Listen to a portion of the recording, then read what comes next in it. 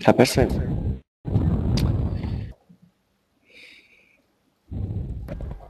Ki vagy IMC? Valaki adjon már a mút.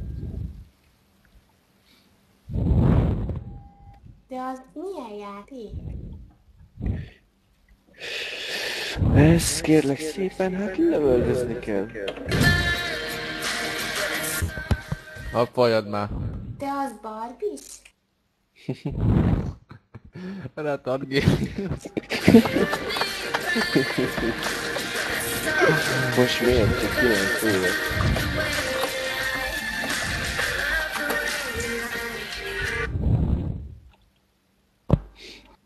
Élsz még? Mencs már meg.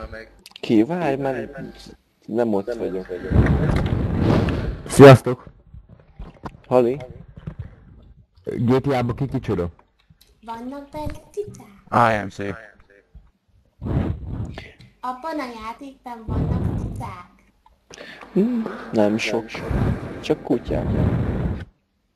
Aranyosak. Aranyosak. Szétlőjük őket. Na jó, nem. Geci, van bazukája, Geci, a gyereknek. Honnan szerzett? Micsoda? Van ilyen bazukája. Hát azért, mert fejlesztette a izé. Miért visszhangzik ez a izé?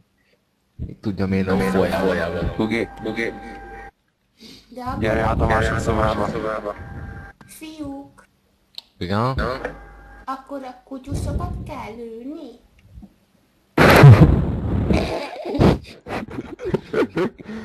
Hallod? Hallod, Gábor? Honnan visszatérünk a izé Skull Candy-re? Igen.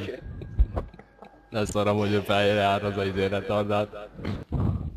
Ki ez a kis csaj? Hát, valakinek a húga. Hugom. Igen.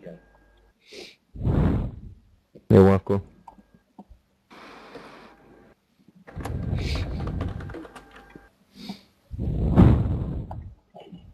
IMC kellett még egyszer, te adlenin vagy gépcsi vagy?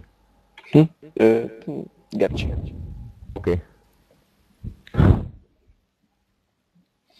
Gondolom azt tudod, hogy én ki vagyok? Nem. Goti. Goti. A VSG Goti. Tudod játékból. Melyik?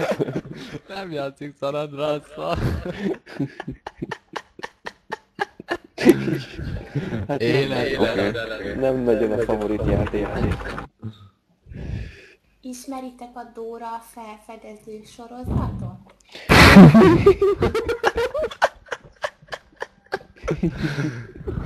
Ismerjük, nem? Kicsodát? Dórát. Micsodát?